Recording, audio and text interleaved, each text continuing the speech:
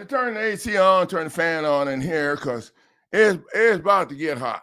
Okay, so some people are feeling the heat in California, and I know that's not the subject of this, but it is. It is. Okay, and the heat that they're feeling would be the heat from Dr. Honigman's yeah, her federal RICO case, she got filed in California. Now, I'm going to tell you from my experience, I think California is the worst place. Is the worst place for what? And they've gone so long. So many bar members run the stuff. Bar members run. There ain't no stinking lender. Okay, the servicer. Okay, if you talk to me about the servicer, then I'll know that you have a little bit. Okay, but you can just call them bar members. Okay, and that encompasses the whole group of them. And what they've done is set up this illegal process for your property, to steal your property at the gate. At the gate. At the gate. Okay, think of it this way. And this is what I tell them when they start getting up in my face. Okay, let me ask you something. If there were several people who own property, all of those people have to be present to sign the lien, right? Yes. Okay, so the fact that the alleged lender accepted your signature proves that you own that property already, and I smell stink. Oh, there's a bunch of words. I just let them finish. And I tell them, look, I'm not that smart. I played football. I boxed after that.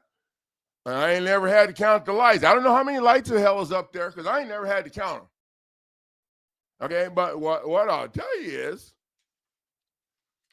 so I'll have another question. So the second question is, if your deed was not registered in their office, would they be able to verify that there was a mortgage lien against your property? Oh, okay. So yeah, we're talking about the gate right now, not the HOA stuff, not whatever. No, we're talking about happening at the gate. It don't matter if you have HOA, if the mortgage is paid off, if you didn't pay, if you didn't have a mortgage.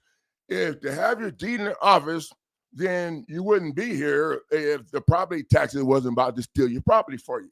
Or wait, maybe the HOA decided they wanted to kick your ass.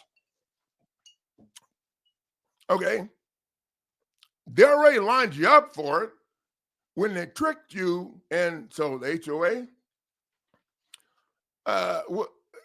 they are part of the bar members.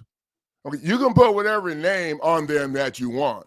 Until you figure out and you realize that it's all the same, then you're going to have holes in your punching program because you're going to believe stuff that's anything on a state level is total BS because they don't have enacting clauses, titles, or bodies. So anything that's on a state level is BS. We don't waste any time litigating shit on a state level. Not a freaking no. If you're already in it, you file the counterclaim. But before you file it, you add the state to it, the government to it. If you're in federal, don't get complicated on me because it don't have to be. It's only complicated because people in their head apply their limitations to their stuff. We don't have no limitations around here. That's the people's ring right there. We don't have no limitations. Okay, the only limitation is when you get your ass kicked, go sit the hell down and shut the hell up. Don't be trying to harass me or send me threatening text messages from a burn. Don't be doing none of that shit. Okay, because it ain't gonna help.